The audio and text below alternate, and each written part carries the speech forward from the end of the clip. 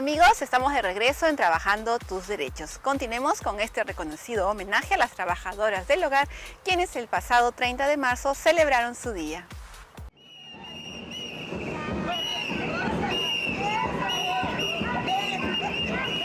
El Perú no es el único país en los que los derechos laborales de las trabajadoras del hogar se deben respetar.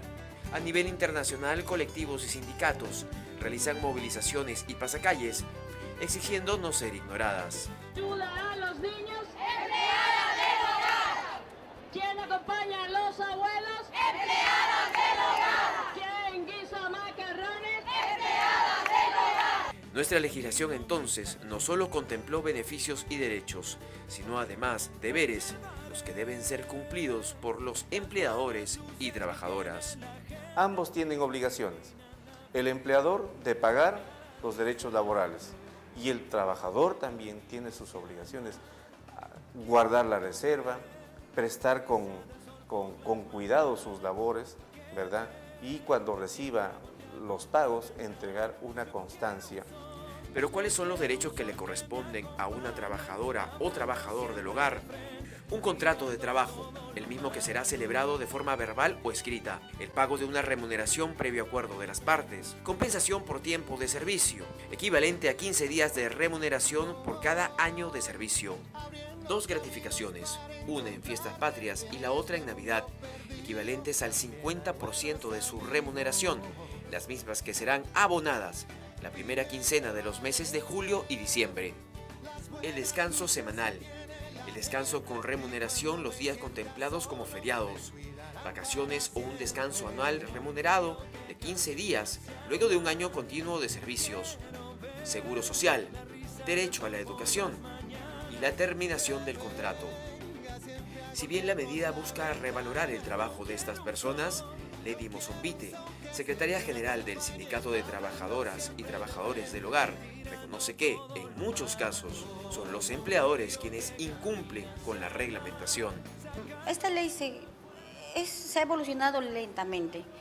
Lamentablemente, todos los empleadores no lo cumplen. Pero ¿cuál debe ser la jornada laboral promedio de una empleada o empleado del hogar? La jornada de trabajo de los trabajadores del hogar, trabajo efectivo, es de 8 horas diarias o 48 horas a la semana. Cama adentro o cama afuera. Si se superara las 48 horas de trabajo efectivas en el hogar, entonces ya estaríamos hablando no necesariamente de un abuso, sino de horas extraordinarias que hay que pagar. Y la norma en ese caso habla de un pago de un 50% adicional cuando se elabora en días feriados. ¿Y qué cantidad de trabajadoras y trabajadores del hogar se encuentran registrados en nuestro país? ¿Y cuántos reciben sus beneficios laborales? Las organizaciones de trabajadoras del hogar señalan que hay alrededor de unos 500 a 600.000 personas que se dedican a esta labor. En la SUNAT se tiene conocimiento que hay inscritas más de 90.000 trabajadoras del hogar. Y eso significa que están gozando de los derechos laborales. Sin embargo, otro problema, además del incumplimiento de las normas existentes, son la exposición al peligro y diversos abusos. Hay casos que algunas compañeras han sido asesinadas, pero muchas compañeras en este proceso se cansan y lo dejan. Hay muchas compañeras que han tenido hijos del empleador, ¿no? Y hay muchas niñas que sufren violación. Otra modalidad ilegal son los niños sometidos al trabajo doméstico. El Ministerio de Trabajo y Promoción del Empleo está siempre atento a estos casos. A todo empleador que tenga trabajadores bajo su dependencia, se tiene que aplicar alguna sanción por los incumplimientos que se puedan constatar. Si eres una trabajadora del hogar y están incumpliendo tus derechos, no dudes en acercarte al Ministerio de Trabajo y Promoción del Empleo o hacer tus consultas a la línea gratuita 0800 16 872. ¡Feliz día a todas las trabajadoras del hogar! Interesante reportaje. Esperamos haber hecho reflexionar a los empleadores para que mejoren y respeten las condiciones laborales de estas valiosas mujeres. Amigos, a continuación, una de nuestras secciones que se ha convertido en todo un éxito, el consultorio laboral. Esta semana hemos recibido muchas e interesantes consultas que serán absueltas a continuación. Elba Zapata pregunta: quisiera que me asesoren para gestionar el cobro de mis horas extras que mi empleador pagó a sus empleados. Yo trabajé desde el 2003 al 2008. Elba, en primer lugar, tenemos que determinar qué cosa es una hora extra y posteriormente saber cómo hacer el cálculo para saber cuánto nos corresponde.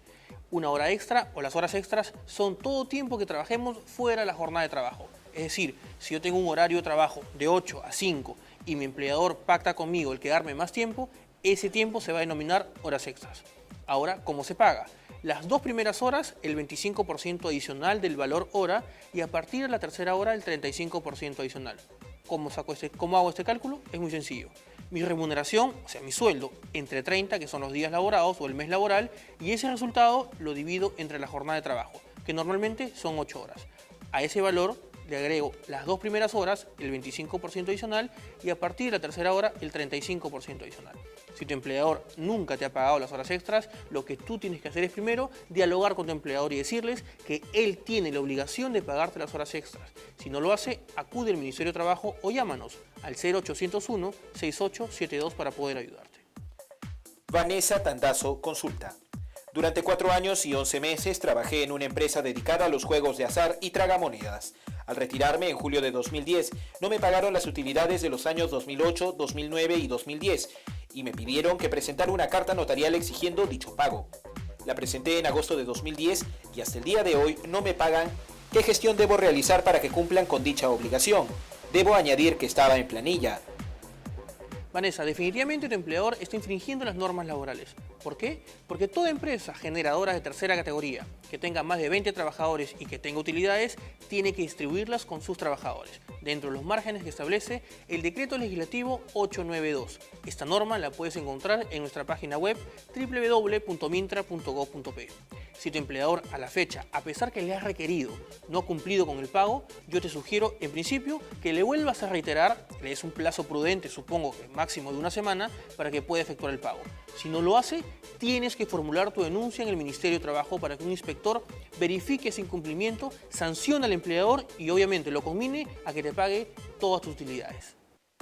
Pilar Piscoya pregunta: durante el año, por razones académicas, necesito tomar a cuenta de vacaciones 6 viernes. Pero ¿cómo hago para que los sábados y domingos no sean considerados parte de las vacaciones? Pilar, lamento decirte que estos días definitivamente no lo podrás tomar a cuenta de vacaciones. Debemos tomar en cuenta que las vacaciones son 30 días por cada año de trabajo. Sin embargo, uno puede pactar con su empleador el hecho de salir periodos menores a los 30 días. Pero mínimo, lo que establece la propia norma, Decreto Legislativo 713, es que debe salir mínimo 7 días. Por lo tanto, tú lo que tienes que hacer es pactar con tu empleador y decirle que ese día viernes que tienes que salir, lo tome como una licencia con goce de haber o sin goce de haber, de acuerdo a lo que tú puedas pactar con tu empleador. Pero no puedes tomar el día viernes como un día de vacaciones. Ni siquiera tomando viernes, sábado y domingo, porque recuerda, el plazo mínimo para salir de vacaciones es de 7 días. Dresser Nieto consulta: laboro en una empresa desde abril de 2008 y recién en febrero de 2011 me dieron vacaciones. Quisiera saber si me corresponden los 2 sueldos y la indemnización del artículo 23 del Decreto Legislativo 713 en el caso de dejar de laborar en la empresa y en el caso de seguir en la misma. ¿Estoy en planilla desde el primer día? Dresser, para responder tu consulta debo más o menos hacerte el ejemplo. Si tú entraste en abril del 2008 hasta abril del 2009, ahí tienes ya ganados tus 30 días de vacaciones. Estos 30 días lo puedes haber gozado hasta marzo del 2010. En este caso, tu empleador tiene que pagarte la indemnización por no haber gozado vacaciones, es decir, la triple remuneración por el periodo 2008. Sin embargo, si tú no has salido de vacaciones esta semana que ha pasado, también tu empleador deberá pagarte la indemnización por no haber gozado vacaciones por el periodo 2009. Así que escríbenos a trabajandotusderechos@mintra.gov.pe y cuéntanos tu caso, a ver cómo te fue. Fernando consulta: ¿cuánto tiempo debe pasar para que yo pase de un contrato de planilla determinado a un contrato de planilla indeterminado?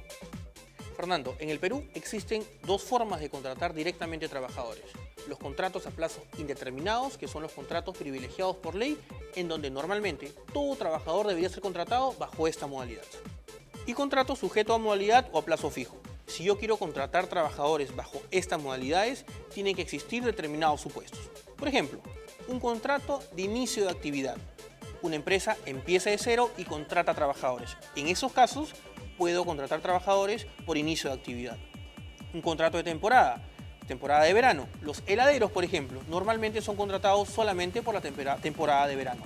En esos casos, utilizo este tipo de contratos. Si tú quieres saber cuál es el plazo máximo para poder pasar de un contrato determinado a un contrato indeterminado, el plazo máximo es de 5 años. O si no, tienes que verificar tu contrato de trabajo, porque cada una de las modalidades existe un plazo máximo. Puede ser 3 años, si es un inicio o incremento de actividad, puede ser 6 meses, de acuerdo al tipo de modalidad que tu empleador te ha contratado. Sin embargo, el plazo máximo es de 5 años. Pedimos su comprensión si su consulta aún está pendiente por el gran número de amigos que nos han escrito. Nos comprometemos a resolverlas en los sucesivos programas. No se olviden que pueden seguir escribiéndonos al correo trabajandotusderechos@mintra.gov.pe si tienen alguna consulta sobre sus derechos laborales. Amigos, hemos llegado al final del programa. Para la próxima edición tendremos, como siempre, muchas más novedades. Soy Patricia Pacha, nos encontramos el domingo 17 a las 9 de la mañana por TV Perú en Trabajando tus Derechos. Gracias, permiso.